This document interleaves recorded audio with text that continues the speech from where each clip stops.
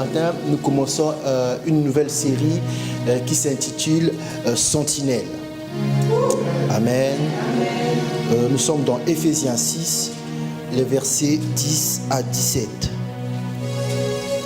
Éphésiens 6, 10 à 17. La Bible déclare: au reste, fortifiez-vous dans le Seigneur et par sa force toute puissante. Revêtez-vous de toutes les armes de Dieu afin de pouvoir tenir ferme contre les ruses du diable.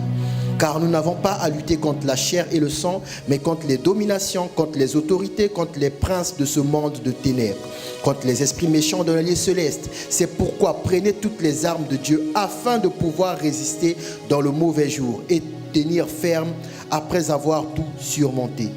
Tenez donc ferme, ayez à vos reins la vérité pour ceinture. Revêtez la cuirasse de la justice, mettez pour chaussure à vos pieds le zèle que donne l'évangile de paix. Prenez par-dessus tout cela le bouclier de la foi avec lequel vous pourrez éteindre tous les traits enflammés du malin. Prenez aussi le casque du salut et l'épée de l'esprit qui est la parole de Dieu. Vous pouvez vous asseoir dans la sainte présence de Dieu. Donc aujourd'hui, nous commençons une nouvelle série intitulée Sentinelle. J'ai foi qu'au cours de cette série, des informations, des capacités te seront attribuées afin de pouvoir marcher de façon ferme. Amen. Vous voyez, dans le passage que je viens de lire, on a parlé de plusieurs fois de tenir ferme. Et le dimanche dernier, je vous ai parlé de la fermeté, que Dieu est ferme. Amen. Donc un chrétien doit tenir ferme. Mais vous avez aussi remarqué, je le pense, qu'on parle des armes. Ok? En fait, on ne peut pas tenir ferme parce qu'on a déclaré qu'on a décidé qu'on va tenir ferme. Pour qu'un chrétien puisse tenir ferme, Dieu procure des armes. Amen. Voilà pourquoi j'ai appelé cette série Sentinelle. Parce que si Dieu procure des armes, si Dieu vous équipe avec des armes, ça signifie que dans la pensée de Dieu, il ne vous voit pas seulement comme enfant, comme peuple, mais il vous voit comme des guerriers, comme des soldats. Ok? On ne donne pas une arme à quelqu'un qui n'est pas un soldat. Amen. En fait, vivre la gloire de Dieu sur la terre, c'est gagner des combats. Amen. Amen. Parce qu'il y a un adversaire invisible. Comprenez-moi bien, l'adversaire est réel, mais invisible. Alors, comment nous remarquons sa présence? Tout simplement par notre propre comportement. Par les penchants qui nous animent, nous pouvons savoir, bon, j'ai déjà dit qui nous anime, nous pouvons savoir l'esprit qui nous influence. Amen. Il n'y a pas un homme créé normalement qui aime l'excès. Il n'y en a pas un seul. Quand vous voyez les gens commencer à aimer l'excès, c'est qu'il y a eu une influence quelque part. Parce que dans la Bible, il est écrit, il y a un temps pour tout. Même Jésus sait qu'il y a un temps où on ne peut pas chasser les démons. Jésus sait. Donc si tu chasses les démons H24, même si c'est au nom de Jésus, tu as quand même un problème. Vous comprenez? Je vais vous raconter une histoire. Il y avait un jeune pasteur terrible qui avait l'onction, pas moi, mais une histoire vraie. Il est arrivé dans une ville bizarre, pas Verviers. Okay. Et il a commencé à créer un carnage dans le camp de l'adversaire. Il n'y avait pas une situation qui ne réglait pas. Il a terrifié, terrassé tout ce qui était dans l'occultisme. Et d'après cette histoire, il y a eu un jour, ces maîtres dans l'occultisme sont allés voir leur chef, le diable, en réunion. Ils ont dit à l'adversaire, il nous fatigue trop ce pasteur-là. On veut une solution. Le diable a dit, continuez à envoyer des gens possédés. Les gens, ils n'étaient pas contents. Comment ça, on va envoyer des possédés? Il va délivrer nos hommes qu'on a possédés. Non, le diable a dit, continuez à envoyer. Et chaque dimanche, les possédés commençaient à venir. Comme les pasteurs aiment l'onction, parler en langue et tout. Donc chaque dimanche, ils parlaient en langue. Chaque dimanche. Jusqu'à un jour où, soudain, il a constaté qu'il était fatigué. Le diable a dit encore, envoyez encore des gens possédés. Comme il était dépourvu de salaire, au lieu de dire le pasteur est fatigué, non, lui il a voulu prendre. Faites attention. Et les pasteurs et les enfants de Dieu ne sont pas des Superman. Donc il a continué. Après le diable a dit, bon, envoyez une femme. On a envoyé une femme. qui était possédé. Le pasteur était fatigué. Le pasteur prie, des fois mes histoires c'est un peu comme le corbeau et le renard. Le pasteur prie la femme d'homme. Ok? La femme tombe pendant longtemps. Il prie, la femme ne se relève plus. Il veut toucher alors que la femme avait fait semblant. Donc quand il a voulu toucher là, elle a bougé la partie qu'il ne fallait pas toucher. Et quand il a touché, elle a crié. Ah! On est venu dans la salle de délivrance, on a vu le pasteur avec les mains sur la poitrine de la femme. Ministère fini. Il avait oublié qu'il y a un temps pour tout. Il y a un temps, je ne sais pas pourquoi je dis ça, il y a un temps pour tout. Hein, mon mari? Il y a un temps, voilà, des fois même il y a des gens qui demandent l'entretien, je refuse. Tu vas dire le pasteur est méchant. Le pasteur sait qu'il y a un temps. Et puis je suis devenu pasteur parce que tu as un problème. C'est grave, hein? Quand même. Donc, nous allons apprendre à tenir ferme. Ok? Aujourd'hui, c'est l'introduction. Je vais définir ce que c'est sentinelle. Une sentinelle est un soldat qui surveille. C'est-à-dire, c'est une personne qui surveille. Ok? En fait, la sentinelle a la charge de surveiller. Pour ceux qui ont grandi en Afrique, qui ont été dans les familles un peu aisées, les familles un peu aisées ont des sentinelles. Donc, il y a un monsieur, son travail commence le soir. Donc, vers 20h, il vient et il passe toute la nuit éveillé pendant que vous dormez. Nous, on avait une. Mais un jour, mon père l'a chassé. Pourquoi? On avait volé le vélo de mon petit frère. Mon père s'est demandé comment on a pu escalader le mur, voler le vélo, puisque le portail est long comme ça. On ne peut pas sortir par là. Donc, on a escaladé encore le mur avec un vélo. Lui dit, comprends pas. Mon père, non, on lui dit, il n'y a rien à comprendre, tu dormais. Mon père a commencé encore, les gens qui ont étudié, quand ils te font les remarques, c'est bien. On achète du café, on chauffe de l'eau, et puis tu as... Donc, on est venu, mais il ne veillait pas. Donc, il a dit que lui, il n'a pas dormi, oui, il ne comprend pas. Mon père a dit, si tu n'as pas dormi, alors que c'est toi qui as volé le vélo.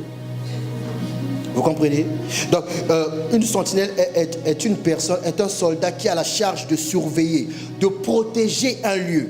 Et c'est très important cette définition. Pourquoi? La Bible le dit à plusieurs fois. Ne savez-vous pas que vous êtes le temple du Saint-Esprit?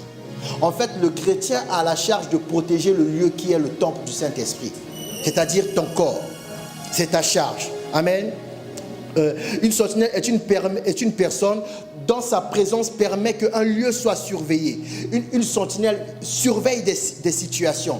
Une sentinelle peut témoigner d'un processus. En fait, en tant que sentinelle, un chrétien, quand il parle, il doit être capable de retracer son parcours et son progrès dans le christianisme. Amen. N'aimez pas toujours les histoires, pasteur, je suis tombé. Et puis je me relève, je suis tombé. Et puis je me relève. Tu es une sentinelle, tu as été équipé. Amen. En fait, la sentinelle est une personne qui est de garde. Elle veille, elle monte la garde. Voilà pourquoi Dieu a donné des armes pour tenir ferme. Vous comprenez? Donc, vous venez à l'église pour que Dieu vous enseigne. C'est une bonne chose parce qu'il faut grandir à un moment dans la vie chrétienne. Mais vous oubliez qu'en fait, quand vous venez à l'église, Dieu vous a aussi équipé. Donc, vous comptez sur Dieu pour l'exaucement de vos prières ou pour l'intervention divine. Dieu compte sur vous pour la manifestation de ses prières. Amen. Mais les hommes ont oublié que l'adversaire est invisible. Comme l'adversaire est invisible, Dieu aussi t'a donné des armes invisibles. Mais des armes que quand tu vas utiliser, tu tiendras ferme. Dis à ton voisin, il est temps de tenir ferme. Vous comprenez? Est-ce que vous savez que des fois, on critique Jésus à cause de nous? Bon, Dieu est trop sage. J'ai jamais compris ça. Pourquoi quand un chrétien fait une bêtise, on critique le pasteur de ce chrétien? J'ai jamais compris ça. Comme Dieu n'a pas l'intention de laisser les gens me critiquer à cause de vous. Donc Dieu m'a envoyé enseigner sur la sentinelle. Dis après moi, je suis une sentinelle. Je suis une sentinelle. Regarde ton voisin, dis, le savais-tu? Le savais-tu? Bon, il faut répondre par politesse. Si tu savais, tu dis oui. Si tu ne savais pas, il ne faut pas avoir peur quand on te dise, mais pourquoi tu tombes? On va faire que tu ne tombes plus. Et puis tomber, tu peux te blesser. Hein? Moi, je suis déjà tombé une fois dans cette rue-là avec la neige. Je me suis blessé ici. Ok? Nous reprenons notre lecture. Éphésiens 6, à partir du verset 10. Écoutez bien ce que dit la Bible. Au reste, fortifiez-vous dans le Seigneur et par sa force toute puissante. Revêtez-vous de toutes les armes de Dieu. Se revêtir, c'est porter, afin de pouvoir tenir ferme contre les ruses du diable. Amen. Écoutez, et il continue. Car nous n'avons pas à lutter contre la chair et le sang, mais contre les dominations, contre les autorités, contre les princes de ce monde de ténèbres, contre les esprits méchants dans les lieux célestes. C'est pourquoi prenez toutes les armes de Dieu afin de pouvoir résister dans le mauvais jour et tenir ferme après avoir tout surmonté. En fait, dans cette série, nous allons étudier chaque arme que Dieu met à notre disposition. Parce que vous ne pouvez pas vous revêtir d'une arme que vous ne savez pas utiliser. Vous comprenez? D'ailleurs, un soldat qui ne sait pas utiliser son arme est plus dangereux que l'adversaire. Parce qu'il peut tuer son collègue. Vous êtes bénis, vous êtes nés en Europe, vous n'avez jamais vécu la guerre. Nous qui sommes nés en Afrique, on a vécu la guerre. Donc pendant la guerre, les armes étaient en circulation. Et puis il y a des gens caïds dans le quartier qui se sont pris pour des... Vous connaissez le film Rambo? Voilà, ils se sont pris pour Rambo. Donc ils prennent l'arme et puis ils tirent seulement en l'air comme ça. Et puis ça fait que dans le quartier, il y a un caïd. Un jour, il y a un monsieur, il a voulu seulement charger comme ça, la balle est partie. Dans l'épée de son propre frère. Donc ils ne savaient pas. On ne s'improvise pas, soldat. Ok? Voilà pourquoi dans l'armée de Dieu, on doit vous enseigner qu'il y a des armes. Ça va, Fred? Tu commences à être attentif quand je prêche. Hein, maman Marie? Ton enfant ne sait pas ce qui se passe. Il commence à aimer l'évangile. C'est bien. Ok? Verset 13. C'est pourquoi prenez toutes les armes de Dieu afin de pouvoir résister dans le mauvais jour et tenir ferme après avoir tout surmonté. Tenez donc ferme. Tenez donc ferme. Parce que le combat est réel. Tenez donc ferme. Tenir ferme, c'est continuer à défendre une position. Quand vous êtes devenu chrétien, ce n'est pas seulement une identité, c'est une position en Christ qu'il faut défendre. Amen. Si vous n'avez pas ça à l'esprit, vous allez faire n'importe quoi. Et comme les chrétiens savent que Dieu pardonne, ils commencent à demander pardon. Non, en fait, Dieu t'a laissé sur la terre parce qu'il y a une position que tu dois défendre. Ok? Voilà pourquoi Jésus parlait de royaume. Parce que tout citoyen d'un royaume défend son royaume. En fait, le ciel attend de nous que nous devenions des patriotes. Pas seulement des chrétiens. Des véritables patriotes. Et un patriote est une personne non seulement qui défend son pays, mais qui connaît les lois de son pays. Vous comprenez? Il faut connaître les armes que Dieu met à disposition. Parce que la tentation, elle est réelle. On a dit les ruses du diable. Les ruses, toute proposition qu'on te fait qui ressemble à quelque chose de glorieux ou d'abordable, derrière ça, il y a ce qu'on appelle la ruse du diable. Le diable est rusé. Le diable n'attaque jamais face à face. Vous comprenez? Le diable n'attaque jamais. Ça sera trop facile. Hein, Françoise? Tu imagines, tu rêves d'une chèvre qui vient te dire donne-moi ta fille. Tu vas dire non, au nom de Jésus. N'est-ce pas? Bon, mais si c'est un beau gosse qui vient là-bas en jeep et tout, garé devant toi, tu es dans ta cuisine, il y a l'odeur du pendu, mais l'odeur de son parfum domine. Et il dit qu'il veut ta fille, là tu vas réfléchir. Hein? Et puis là le papa il ne va pas réfléchir. Le papa c'est oui. Il va rappeler que c'est moi le papa, c'est moi le chef. Les papas aiment dire, quand un papa dit que je suis le chef, c'est qu'il a déjà pris sa décision, il ne faut pas discuter. Et puis il va regarder par la fenêtre. Lui, même pasteur Simon sera OK. Et puis il vient ici, le jeune homme ne veut pas rentrer. Mais entre, c'est l'église. Non, j'attends le pasteur dehors. Dès qu'il vient dans mon pays, dans mon pays, tu as bien fait de laisser le diable dehors. Ici, le serpent n'entre pas. Et puis ton papa va me détester. Ah, le petit là, il croit quand le petit sauve ta fille. Mais ça, ce sont les ruses. Vous comprenez? La ruse est toujours motivée par ce que vous désirez. Et bizarrement, je vous ai déjà dit dans l'église, il y a deux catégories de personnes chez les femmes. Les jeunes filles qui cherchent le mariage, les mamans qui en ont marre. C'est un paradoxe que j'essaie de comprendre chaque jour.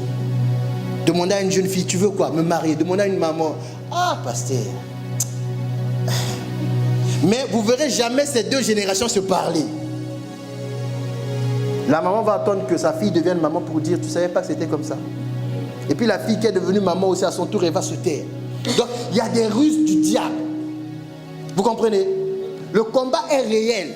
Et l'apôtre a cité les adversaires. Il dit, nous n'avons pas à combattre contre la chair et le sang. C'est-à-dire, à chaque fois que quelqu'un s'est mal comporté avec toi et tu t'es énervé contre la personne, tu t'es trompé tu t'es trompé d'adversaire. Vous comprenez? Une sentinelle, c'est quelqu'un qui veille. Est-ce que tu sais que quand tu as reçu Jésus, dit la Bible, tu as reçu la lumière de la vie? Ce n'est pas moi qui le dis, c'est la Bible qui le dit. Nous sommes dans Jean. Ceux qui ont reçu le Christ ont reçu la lumière de la... C'est quelque chose que tu dois apprendre à défendre. Vous comprenez? Et dès que vous avez reçu cette lumière-là, ça signifie que pour le monde spirituel, vous êtes devenu détectable. Vous êtes devenu détectable. Donc vous, pour voir qui est bizarre, vous mettez du temps. Parce qu'il faut grandir. Celui qui est bizarre dès qu'il t'a vu. J'avais rencontré un homme bizarre dans une église. Dans l'église, il y a des gens bizarres. Vous savez ça? Je viens lui dire bonjour, comme on faisait comme on fait là, mais là-bas c'était à la fin. Bonjour frère. Bon, il m'appelait déjà frère. Il dit bonjour. C'est quoi ton nom? Je dis Simon. C'est le nom d'un grand serviteur de Dieu. Et depuis ce jour-là, il était animé par le désir de m'apprendre à prier. Mais il faisait des prières bizarres, des prières du genre. Vous comprenez? Le genre de personne qui arrive à l'église, si elle ne va pas aux toilettes d'abord avant de s'asseoir, elle ne peut pas s'asseoir. Ça, c'est un rituel, ça. Vous comprenez? Dès qu'il m'a regardé, il a dit, c'est le nom des grands serviteurs, ça. À l'époque, ça ne m'intéressait pas, serviteur. Mais aujourd'hui, qu'ils viennent encore dire ça. Et dit, nous allons passer à la prière. Il n'y a pas de grands serviteurs sans prière. Vous comprenez? C'est de ça que je suis en train de vous parler. La ruse du diable. La ruse du diable, elle est réelle.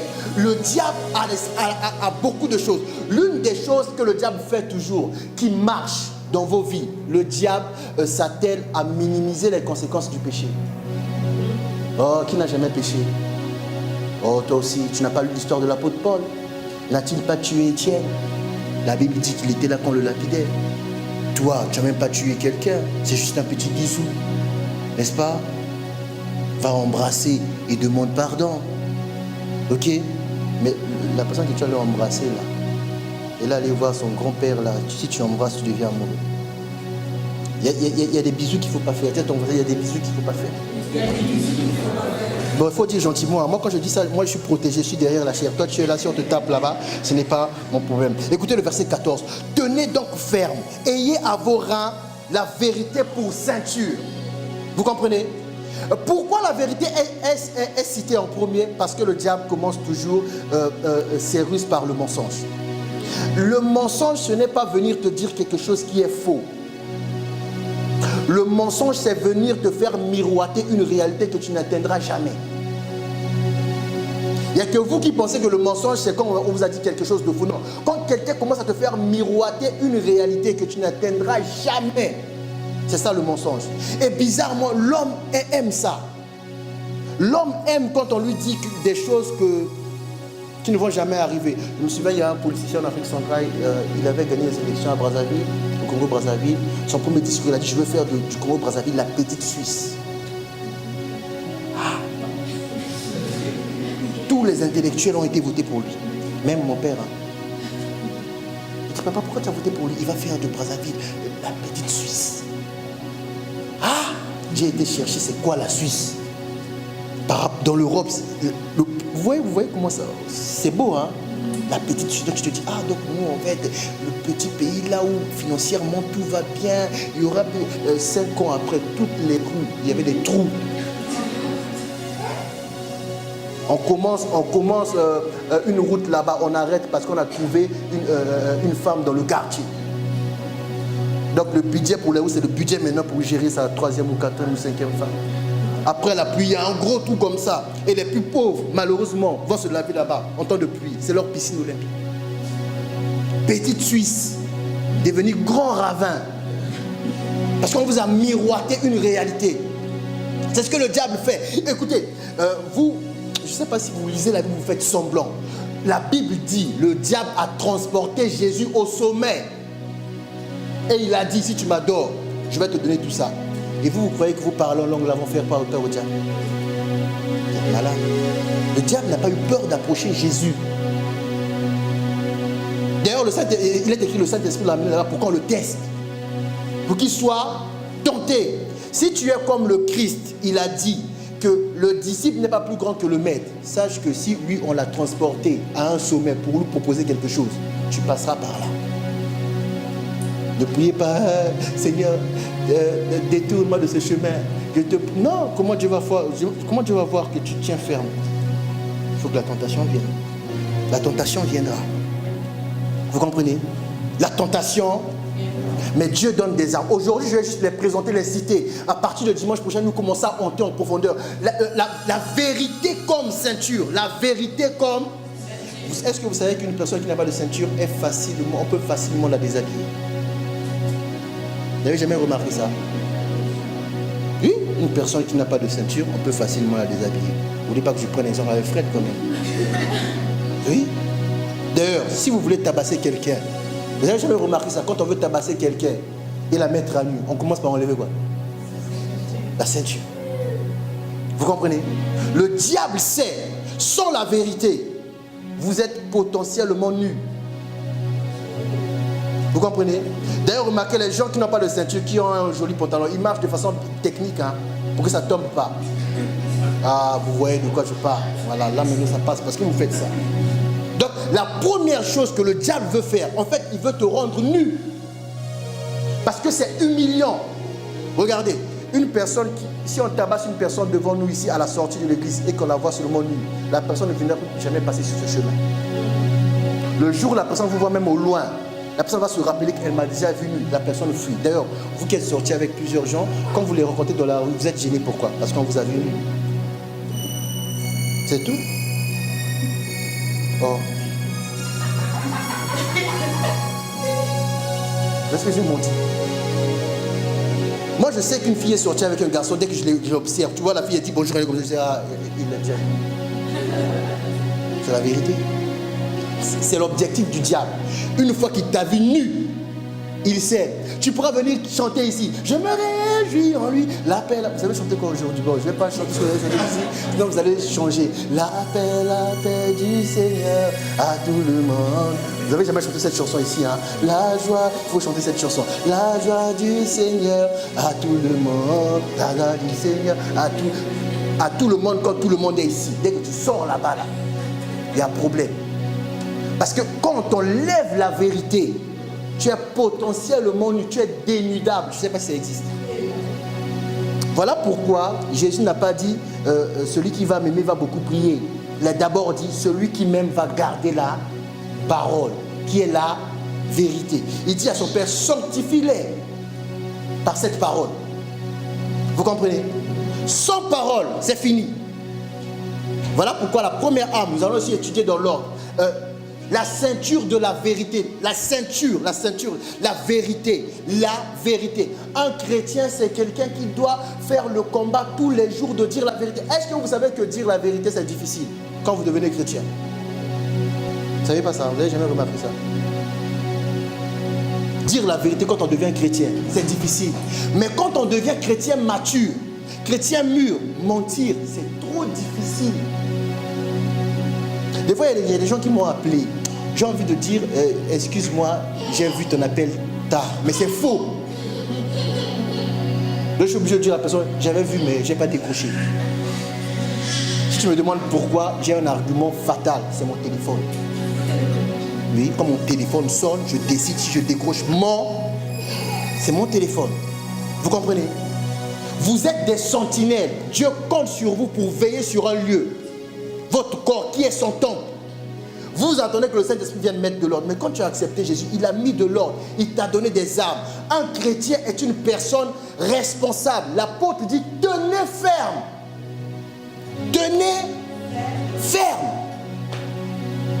Il est important que nous tenions ferme cette année. Amen. Est-ce que vous savez que Dieu n'a jamais arrêté de bénir les gens? Dieu, il est bon. S'il arrête de faire ce qui est bon, ce n'est plus Dieu. Donc vous qui êtes là, il y a beaucoup de prières qui ont déjà été exaucées il y a longtemps. Mais tu t'es déplacé, pourquoi? Tu n'as pas tenu ferme.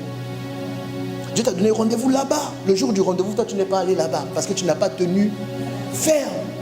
Il y a des gens qui cherchent d'église à église. Pourquoi? Pour la guérison. Mais je me demande, quand tu changes d'église, tu changes de Dieu? Mais si c'est le même Dieu, pourquoi tu changes d'église? Ah, le pasteur là-bas, il n'est pas puissant. Mais il n'y a pas de pasteur puissant. C'est vous qui rêvez. Un pasteur puissant, c'est un sorcier. Il va avoir la puissance. Il n'y a pas de pasteur puissant. Il n'y a que des pasteurs utilisés. Ok? Toi qui voulais être pasteur pour devenir puissant, maintenant tu sais là où tu vas prendre ta puissance. Hein? On t'a bloqué. Verset 15. Mettez pour chaussure à vos pieds le zèle que donne l'évangile de paix. Des fois les gens disent mettez pour chaussure à vos pieds le zèle. On n'a pas dit le zèle, on a dit le zèle que donne l'évangile de paix. Ça signifie que normalement quand tu as embrassé l'évangile, ça t'a communiqué quelque chose, ça t'a communiqué un feu. Si le jour où tu as embrassé l'évangile, tu n'as pas reçu un feu ne t'a pas été communiqué, c'est-à-dire que tu as fait semblant. Comme vous les chrétiens, vous aimez bien. Je suis allé à la réunion avec ma copine se lève, elle accepte Jésus. Je vais faire quoi? Je ne vais pas rester. Tu restes. Lèvons-nous, acceptons Jésus. Mais tu n'as rien reçu. Voilà pourquoi quand vous repartez dans vos vies de tous les jours, tu veux toujours la ramener dans les bêtises. Voici vos arguments. Si tu viens avec moi quand on va sortir, si tu es là, je ne ferai pas de bêtises. Mais sortir, c'est déjà une bêtise. Vous comprenez? C'est là que maintenant les amitiés se cassent. Vous allez dire c'est l'église. Ça n'a rien à voir avec l'église. Quand on a reçu l'évangile a un feu qu'il communique aux gens. Amen. Donc il n'y a pas de chrétien né de nouveau aujourd'hui et qui est tout de suite tiède. Ça c'est un homme qui a fait semblant. Tout chrétien né de nouveau a reçu le zèle. Vous comprenez? Et c'est ça qu'on met à ses pieds. Je me souviens quand mon frère a reçu Jésus. Oh là là, j'ai entendu le nom de tous les démons. Même moi, je ne savais pas qu'on vivait avec beaucoup de démons comme ça. J'ai commencé à avoir peur de la maison. J'ai dit, mais s'il y a beaucoup de démons comme ça, un jour à 5 heures, sors de ma chambre. Femme de nuit, sors de ma chambre. Je dis, ah. Et puis je vois mon père sortir de l'emploi. Il dit, quelle aberration. C'est ce jour-là que j'ai appris le mot aberration. Je suis allé dans le dictionnaire, ça veut dire quoi? Tu sais, ça veut dire quoi aberration?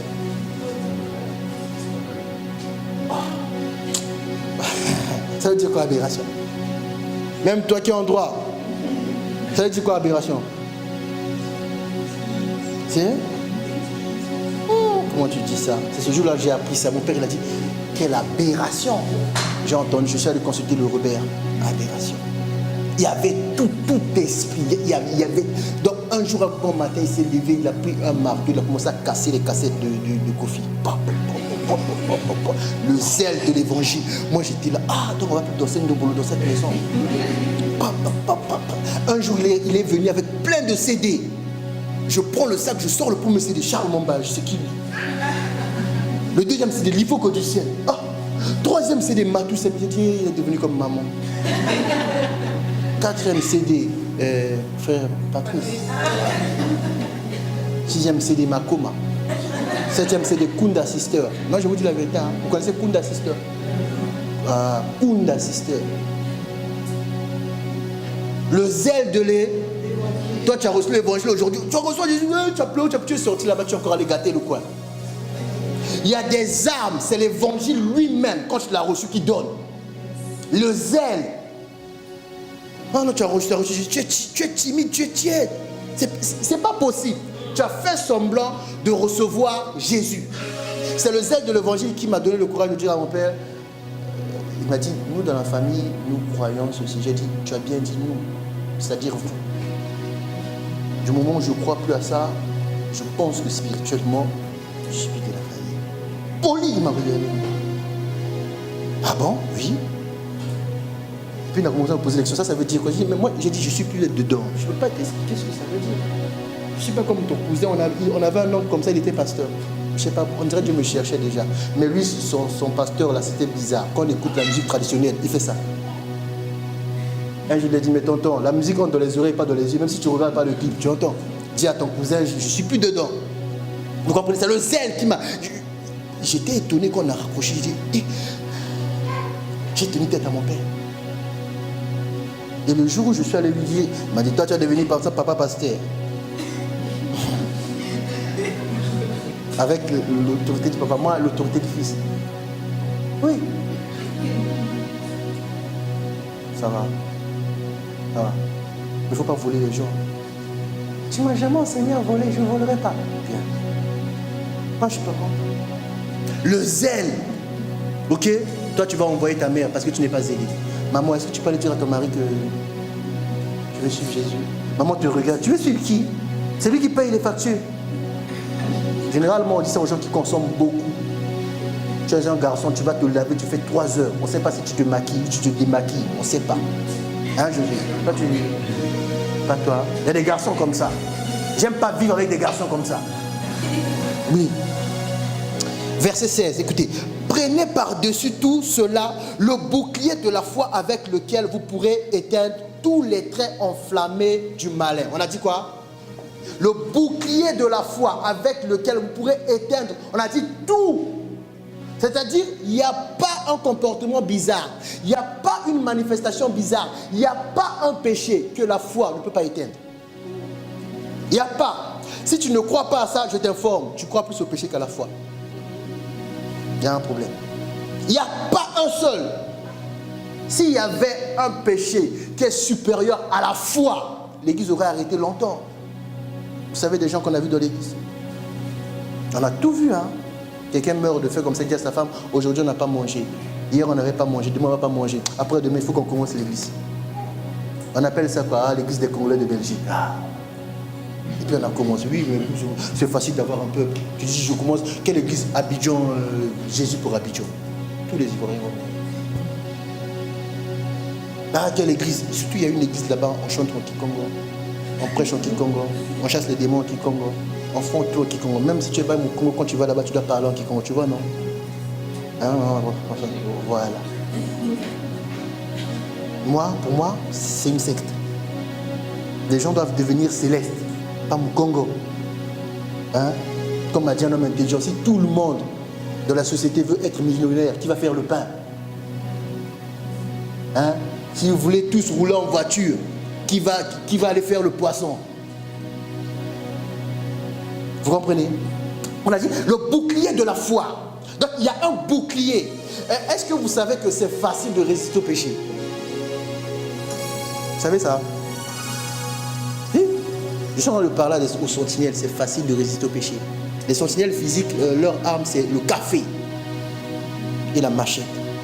Bon, nous, notre sentinelle, la personne qui était pas balèze, j'ai jamais compris pourquoi mon père l'a pris en fait. Moi, il n'était pas balèze, même moi, je n'avais pas peur de lui. Donc, le jour où on a volé le vélo, pour moi, ça ne m'a pas étonné. J'ai même dit à mon père, mais lui, il est tout chétif comme ça, tout maigrelé comme ça, on dirait qu'il ne mange même pas bien. Et puis, il arrive à 18h, il faut le faire arriver à 15h qu'il mange au moins ici.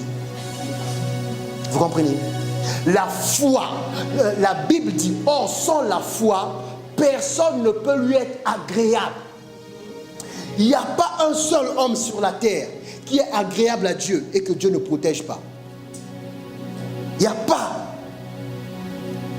Est-ce que vous savez, on dit à Abraham, il crut contre quoi? J'aime bien cette phrase. Il crut contre, il espéra contre. Vous savez ce que la Bible est en train de dire poliment? Il n'avait plus ni l'âge, ni la force d'aller vers sa femme. Il faisait plus ça. Quand Dieu est venu lui promettre un enfant, Abraham ne faisait plus ça. Abraham, c'était fini pour lui ça. Abraham, c'était sa vie. Maintenant, le matin, tu te lèves, on t'amène, comme les papas africains aiment bien ça quand ils sont fatigués, on t'amène de l'eau chaude, on te masse les pieds. Abraham, il ne faisait plus ça. Mais comme il avait la foi, rien n'a pu lui résister. Il est allé vers sa femme, il a fait un enfant. Vous comprenez? Je vous avais déjà prévenu, vous commencez à me regarder bizarrement. J'avais dit que je vais prêcher un message responsable. C'est pas que Dieu va être responsable. Dieu a toujours été responsable. Tu vas te responsabiliser. Tu vas prendre tes responsabilités de sentinelle et de veiller. La Bible dit de veiller sur nos... La Bible dit de... Moi, avant même de recevoir quelqu'un, vous savez, vous n'avez pas idée de combien d'heures je prie. Avez-vous quand vous venez, bonjour, ça va? Ah, Dieu soit béni. Assieds-toi. Toi, tu t'assieds, tu penses que c'est comme... Non, je t'ai déjà bombardé de la prière là. Je ne connais pas. Le matin, j'étais bombardé. À midi, j'étais bombardé. Quand j'ai su que elle arrive, j'étais bombardé. Quand tu rentres, même avant de t'asseoir, j'ai bombardé le fauteuil. Donc, quand tu es assise là, clac, le vide. C'est mon bureau, c'est moi qui règne. Je veille sur les pas. Vous comprenez? Parce qu'on a entendu trop d'histoires. Il y a un pasteur que vous aimez bien. Un jour, il a commencé à fuir dans son propre bureau. Tu veux quoi, toi? Gardien! Et la femme me dit, hey, tu es un peu, oui, moi, grand heureux. on veille sur ses pas. Vous comprenez? Surtout les jeunes là. Vous voulez, non, je vais essayer un peu, je voulais essayer un peu pour voir comment c'était. Après, je vais arrêter. Je le dis et je le redirai tant que ça ne va pas rentrer dedans. On ne goûte pas un poison. Un poison, si tu goûtes, tu meurs. Vous allez dire, la Bible dit que non, vous prendrez des breuvages. La Bible n'a pas dit que tu vas manger un poison que tu savais. La Bible parle d'un truc que tu mangeais empoisonné, toi tu ne sais pas. Comme tu es en Christ, ça ne fait rien. Mais si tu savais que tu vas manger, la Bible enseigne que ça, c'est tenter Dieu. Tu tentes Dieu, tu meurs. Vous comprenez? Il y a un monsieur qui s'était noyé comme ça, un chrétien, il a dit à Dieu, Dieu, viens à mon secours, Dieu, viens à mon secours. Une pirogue passait là. Vous voyez les pirogues où les gens font ça là. On a voulu l'aider, il a dit non, Dieu va m'aider. Après il s'est noyé. Sa femme est allée voir le pasteur. Pourquoi tu ne l'as pas aidé? Mais le pasteur a dit, mais tu vois que le monsieur qui est passé là, c'était qui? C'est Dieu qui l'aidait. Donc il voulait que Dieu l'aide. C'est peut-être qu'il croyait trop à l'histoire que Pierre a marché sur les eaux. Qui n'est pas Pierre? Et puis c'est pas fleuve Congo les eaux qu'on dit là. Toi tu es dans le fleuve Congo. Moi, François, on dirait que c'est la vie dans le fleuve Congo. Hein, maman François? On dirait que tu t'es baigné dedans. La façon dont tu m'as regardé là. Là, tu vois. Ok. 17. Prenez aussi le casque du salut. Prenez aussi le casque. Trop de gens vont faire des bêtises parce que ces personnes-là oublient qu'elles sont sauvées. Il y a trop de chrétiens qui oublient qu'elles sont sauvées. Je leur demande même comment tu es chrétien. Lui il va dire parce que je vais à l'église. Tu es chrétien parce que tu es sauvé. Quelqu'un qui est sauvé ne fréquente plus les cimetières. Vous comprenez? Il y a des endroits que vous aimez trop, vous affectionnez quand vous n'étiez pas encore sauvé. Te voici sauvé, toi tu vas encore là-bas. Tu es sauvé. Il y a trop de chrétiens qui oublient qu'ils ont le salut. Donc ils vont seulement faire. Donc lui il te dit, pasteur, j'étais là-bas, je pensais que je n'allais pas faire quelque chose de mal. Moi je me demande, mais comment même tu es allé là-bas? Comment même as-tu pensé? Il y a un monsieur au Congo, j'ai vu beaucoup de choses au Congo, moi. Je commence à me demander quel âge même moi-même. Il avait décidé d'arrêter l'alcool. Vous savez ce qu'il a fait? Il a commencé à prendre un chemin long quand il va faire les courses. Un jour, sa femme a commencé à le discuter. Mais pourquoi tu fais ça? Il a dit, tous les raccourcis, sur tous les raccourcis, il y a des bars. Quand moi j'ai arrêté de boire, je pouvais prendre un chemin où il n'y a pas de bar. Donc, la course qui devait mettre 5 minutes, il marche, il met 30 minutes, il marche, il revient. Même lui, il n'était pas chrétien, il a compris. Tu veux arrêter l'alcool, tu ne passes pas devant un bar.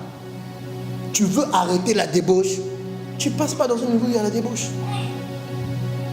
Tout à l'heure, Josué m'a appris que son école est à côté de la rue Verdier-Guimet où il y a des prostituées. J'ai dit, j'espère que tu fermes les yeux. Parce que moi, quand le bus passe dans cette rue, je ferme les yeux. Vous savez pourquoi? Un jour, j'ai découvert la rue là avec ma femme à Bruxelles, là, Gare du Nord. Je ne connaissais pas, j'étais un pauvre Français venu en Belgique. On vient comme ça, je vous dis, changeons de chemin. On a changé de chemin, mais la nuit là, la femme que j'ai vue en espace de quelques secondes est venue. Heureusement, je commençais déjà à connaître des choses spirituelles. Mais elle était venue pourquoi? Barbecue ou délivrance? J'ai choisi moi-même barbecue. Le feu, le même visage. Hein. Depuis ce jour-là, j'ai déjà dit, à ma femme, moi, il ne faut pas me dire, on va, rue quoi? Rue Brabant. Oui, je ne vais pas là-bas. Je ne connais pas. Et puis 2, quand j'ai su qu'il y avait aussi à Liège, dès que le bus passe là, je ferme les yeux. Hein. Je sais reconnaître qu'on est au virage au fond là. Donc quand ça fait ça, je dis, ah, c'est le virage. Je vous dis, j'ai vu quelques secondes, la même femme m'est apparue la nuit. Je dis, moi je ne suis pas ton client. Oui. C'est dangereux les endroits là. Vous comprenez? Je suis en train de veiller.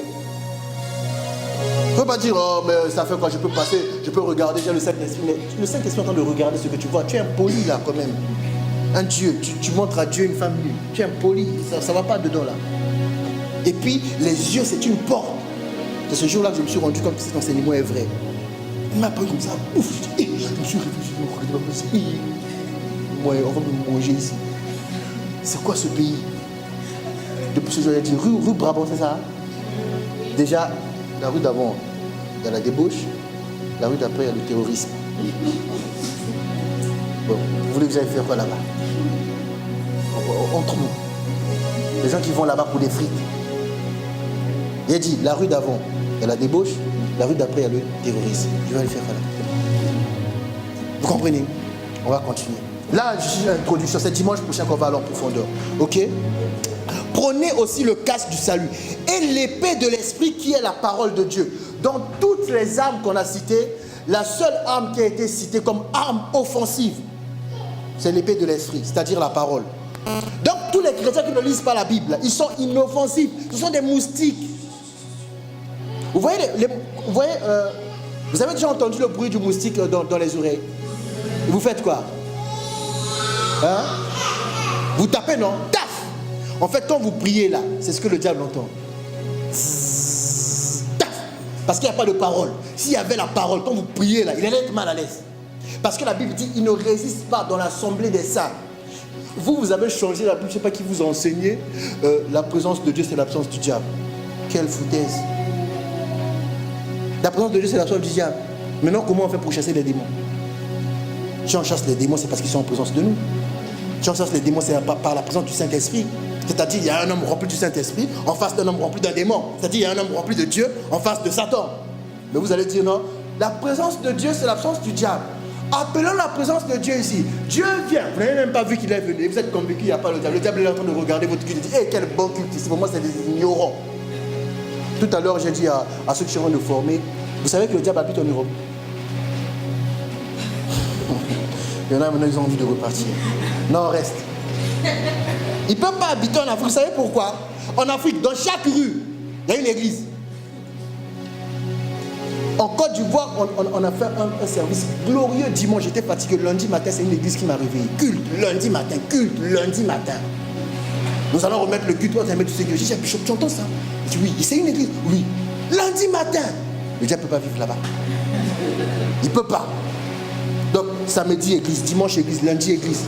Dans chaque rue, quand on prenait la voiture, dans chaque rue, j'ai vu, dans chaque rue, il y a église.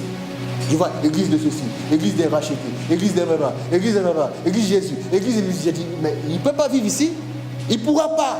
Et puis, toutes ces églises-là, la spécialité, fire. Il ne pourra pas. Voilà pourquoi il est venu en Europe. Oui. Vous avez déjà entendu en Afrique athée? Il n'y a pas. Hein? Toi, tu vas être athée. Avec la galère qu'il y a là-bas, tu vas faire genre, je ne veux pas Jésus. Avec la galère qu'il y a là-bas, tu vas frimer Jésus. Impossible. Tu vas suivre Jésus. C'est-à-dire qu'en Europe, tu sais qui? Je suis athée. Hein? Ça veut dire quoi? Je ne crois pas en Dieu. Mais parce qu'il vit là. Oui.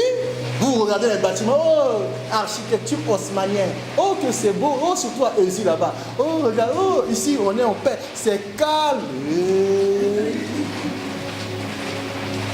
Vous comprenez? C'est très important. La parole. Sans la parole, tu es inefficace. Il m'est arrivé beaucoup de problèmes. C'est dans ces problèmes-là que j'ai expérimenté que la parole de Dieu est une épée. La parole de Dieu est une épée. Donc tu peux prendre l'autorité et dire à des gens, qui es-tu? Et puis la personne te trace l'histoire de la famille. Moi c'est un tel, je suis rentré. Hein? La parole, c'est la parole qui confère l'autorité. Vous avez reçu le Saint-Esprit. Le Saint-Esprit, il est impatient de recevoir l'arbre. Ok? Non, vous êtes là en train de faire comme les moustiques ici, là. On prie. Pasteur Simon avait dit que ce dimanche, il prie pour les gens. Oui, c'est ce dimanche. Amen. Ah, Jésus, visite-moi. Ah. Vous aimez l'imposition des mains, je ne sais pas pourquoi. Il y a même remarqué, il y en a qui pensent que c'est caresse. Quand tu dis, toi, je vais t'imposer les mains, vous, le gros sourire. Voilà pourquoi j'ai dit à Dieu, bon Dieu, des fois il faut me laisser souvent devant la chair. J'ai dit, oui, tu peux rester devant la chair, tu pries, les gens tombent. Tu n'as pas besoin d'aller toucher. Parce que quand tu arrives comme ça. Oh! C'est imposition des mains, c'est pas caresse. Entre toi et le pasteur, il n'y a pas d'histoire de caresse, il y a imposition. Voilà pourquoi quand je suis revenu d'Abidjan, je tapais maintenant, je ne posais pas. Bah! Plus personne ne faisait imposition des mains ici. On a dit, aujourd'hui, je vais prier pour tout le monde. Les gens qui souriaient comme ça là, tu les vois? Vous comprenez? Vous avez besoin de la parole. Vous êtes des sentinelles. Dieu compte sur vous. Vous comptez sur Dieu. C'est bizarre. Vous n'avez jamais lu le verset qui dit je vous ai donné le pouvoir. En fait, vous demandez à Jésus ce qui est déjà en vous. Ah Seigneur, ne vois-tu pas? Mais toi-même tu es dedans, tu ne vois pas? Je vais vous choquer. Je peux vous choquer? Non, je vais vous choquer bien. Je vais vous choquer. Il faut bien comprendre mon propos. Il faut bien comprendre mon... Jésus dit, Lazare sort. Lazare est sorti. Lazare est sorti. Hein? Qui est sorti? Le mort. Lazare n'est pas sorti. Le mort est sorti. Le mort est revenu à la vie. Et Jésus a dit quoi après? Déliez-le. Jésus n'est pas venu délier Lazare. Déliez-le. Jésus, son rôle, c'est de faire revenir à la vie. La délivrance, c'est un serviteur que Jésus demande. Vous comprenez? La délivrance, c'est un serviteur que Jésus. Comme tu n'es pas assis sur la parole de Dieu, dès qu'on t'a dit, ah, les pasteurs ils font n'importe quoi, toi aussi tu as cru, mais ta délivrance, c'est un pasteur qui le fait. Jésus te ramène à la vie. C'est Jésus qui t'a lié. Ce sont les hommes qui t'ont lié. Ils utilisent les hommes pour te délier. Vous comprenez? Ça, si vous ne savez pas ça à cause de la parole, vous allez... Il y a des gens, ils se demandent, est-ce que c'est une bonne église? Mais déjà, ça prouve déjà que tu as un démon. Oui. Parce que savoir que c'est une bonne église, c'est le Saint-Esprit qui te convainc. Toi-même, tu sais que c'est une bonne. Toi, tu commences à te poser des questions. Ça prouve déjà qu'il y a un... Ah, je vais d'abord voir. C'est pas un spectacle ici. Et puis, je vais comparer avec l'autre église. Est-ce que vous avez déjà comparé des sardines et du thon? J'ai posé une question. Vous mangez le poisson, non? Vous aurez aimé que je dise biodi. Voilà. Moi, je ne mange pas ça. C'est bon? Est-ce que j'ai dit que c'est mauvais? Moi, je mange pas ça. Oui, moi, je ne mange pas ça. Vous comprenez? Vous avez besoin de la parole. Vous êtes des sentinelles. Est-ce que dans vos familles, dans vos maisons, il n'y a pas de problème? Vous comptez sur qui? Dieu compte sur vous. Vous comptez sur Dieu, Dieu compte. Ah Seigneur, ne vois-tu pas mon problème? Il va te rappeler, mais il est écrit, je t'ai donné. Il a d'abord dit, tout pouvoir m'a été donné. Après il dit, je vous ai donné le pouvoir. Est-ce que vous avez vu Pierre devant le paralytique dire encore Jésus va t'aider? Non. Il a dit, je n'ai ni argent ni or. Ce que j'ai, je te le donne. Au nom de Jésus, lève-toi. Et puis la Bible dit, il prit les paralytiques, il lui fit faire un banc. Et puis le paralytique s'est levé. Mais s'il était seulement resté là, lève-toi. Jésus va le faire. Jésus, tu peux le faire. Et Jésus, mais Pierre, allez, lève-moi ce paralytique, je peux faire quoi? Toi, tu es là pour ça. Vous comptez sur Dieu. Dieu compte sur vous. Arrêtez de fuir votre responsabilité. Vous comprenez? Tu vas dire, mon mari est devenu bizarre. Il n'est pas devenu bizarre. C'est le même mari. Il t'aime toujours. Vous avez une histoire sûre et vraie. Mais le problème, par différents comportements, vous avez laissé venir des démons. C'est ce que dit la Bible. Nous n'avons pas à lutter contre la chair et le sang. Le monsieur ne t'écoute plus parce qu'il y a maintenant barrage entre vous. Et je vous explique ça en semaine. Il y a beaucoup de manières d'attirer les démons. Il y a beaucoup de manières de demeurer avec. D'ailleurs, vendredi, j'ai expliqué aux gens l'histoire du fou de Gadara. On dit qu'il s'est agenouillé devant Jésus. Ça signifie quoi? Il a adoré Jésus. Il n'y a que vous qui pensez parce que je suis agenouillé devant Jésus, j'ai rien. Tu as un sérieux problème. Tout ce que tu fais, c'est une opportunité pour le diable d'entrer. Écoutez, le diable est la seule personne qui, quand elle vient dans ta vie, elle ne dit pas qu'elle vient. Le diable dit seulement quand il part. Vous n'avez jamais vu ça, les démons? Je pars. Vous n'avez jamais vu ça? En pleine délivrance. Sors, je pars. Mais quand le démon est entré, est-ce que vous avez entendu? J'entre. Non. Il rentre calmement. Il est là. Jésus est la seule personne avant d'entrer qui annonce son entrée. Vous comprenez? C'est la seule personne qui ne part pas aussi. Donc, bêtise égale porte ouverte. Maintenant, tu es sentinelle. C'est comme si on t'a placé devant la parcelle. Hein, tu peux écrire sur le mur que cette parcelle n'est pas à vendre. Voilà, ça vous connaissez. Tu as toutes les armes. Et j'aime trop le Jésus. J'aime trop. Moi, quand je vois les frères comme ça, les Josué comme ça,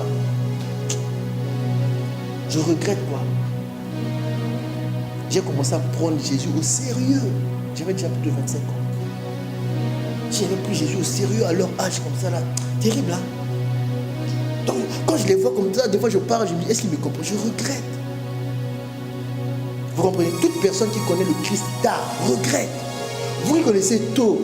Arrêtez de faire la contrebalance. Dimanche, pasteur Simon parle bien. Lundi, papy, ah non, j'avais déjà dit pas ce nom. Ah, ça, il faut couper. Hein.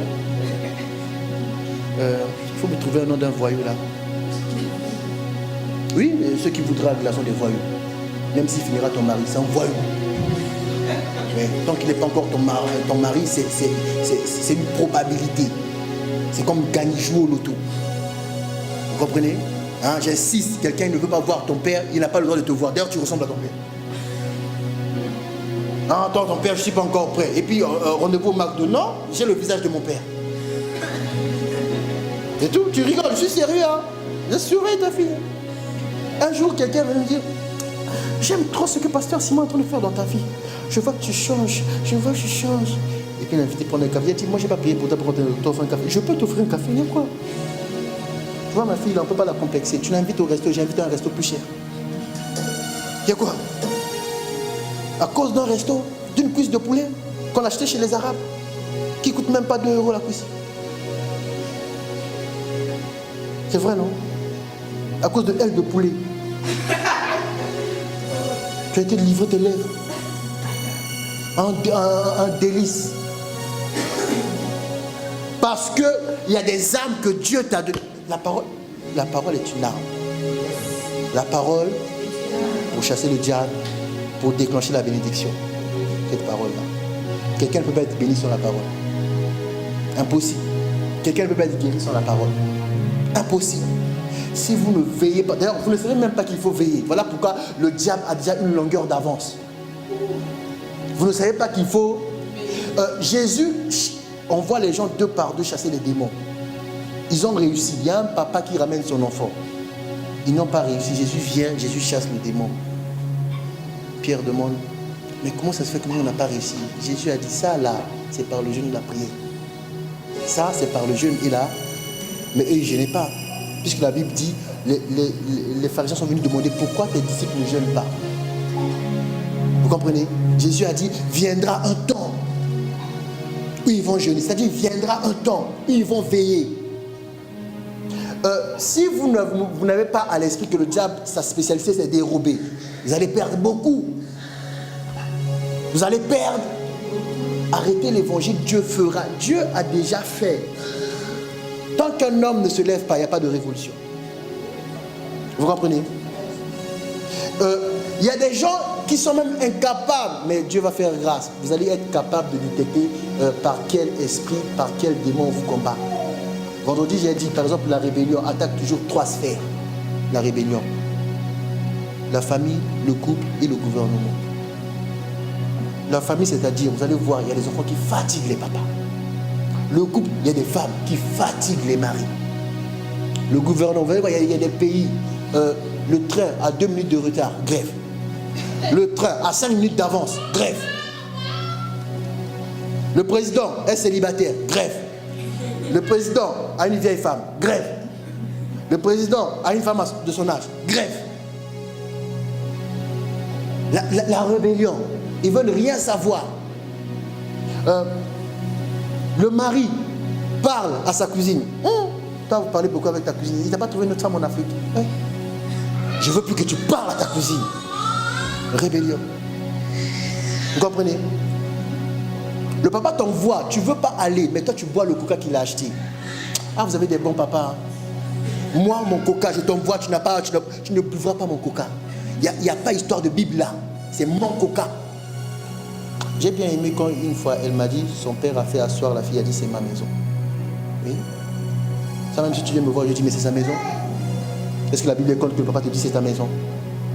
Vous ne savez pas, moi, on m'a chassé de la maison un jour. C'est depuis ce jour-là, j'ai appris à ne pas soutenir les rebelles. Mon frère a fait une rébellion. Moi, j'ai été défendre mon frère. Mon père était étonné, mon fils bien-aimé.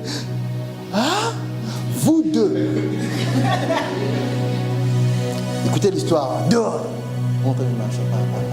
On arrive chez ma mère. Mon frère dit à ma mère, hey, ma mère m'a jamais engueulé. Hein. Je ne l'ai jamais vu fâché. C'est une fois que je l'ai vu fâché. Elle a pris son pain, elle a fermé. Elle m'a pris, elle a mis à côté. Elle a été chez mon frère. Elle a parlé. Quand tu fais tes bêtises, n'inclus jamais mon enfant. C'était là, hey, c'est moi l'enfant. Lui, ce jour-là, j'ai appris de ne jamais soutenir les rebelles. Vous savez pourquoi? Ma mère aussi à son tour, elle a dit,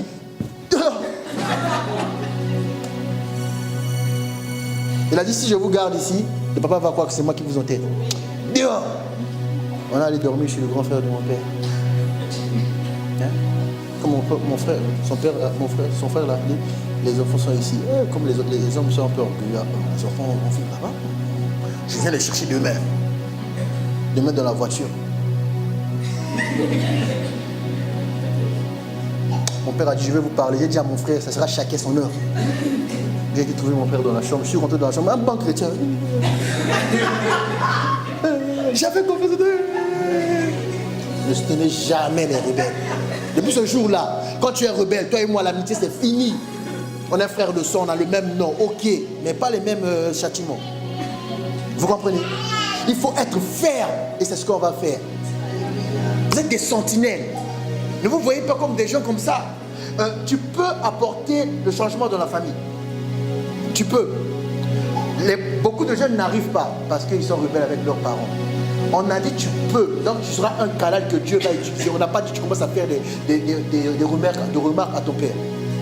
Ah, d'ailleurs, il écoute même. D'ailleurs, est-ce qu'il dit même à maman je t'aime? Est-ce que c'est ton couple?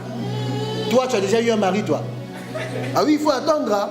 Lui, il va dire je t'aime. Ton père dit je t'aime tous les 5 ans. Ton mari ne dira jamais je t'aime. Ça veut dire quoi? Quand tu me dis jamais je t'aime, est-ce que les Africains disent ça? Allez, mets-moi l'eau de la sémoule là-bas. Je t'aime. Si je ne t'aimais pas, j'allais payer la dot. Putain, tu vas pleurer. Vous êtes des sentinelles. Ok? On va se lever, on va faire que Dieu nous apporte cette grâce. Hein, victoire? De veiller. L'évangile, c'est bien quand vous connaissez ça, quand vous êtes jeune comme ça. Moi, j'aurais aimé ça. J'étais à 12 ans à l'église, mon père est venu me chercher. Il a dit, mon enfant, il ne va pas à l'église, il fait l'école. Mais je l'ai béni, il avait raison. Prêcher à Verviers à son diplôme. Ils allaient tous dire, il vient, lui, sort d'où. Dès que je dis, d'où je viens, les diplômes que j'ai, les gens ferment leur bouche. Et puis je bénis mon père. Je dis, ah, béni sois-tu, papa. Ça, tu étais un visionnaire. Vous comprenez? Nous allons prier que chacun maintenant soit responsable.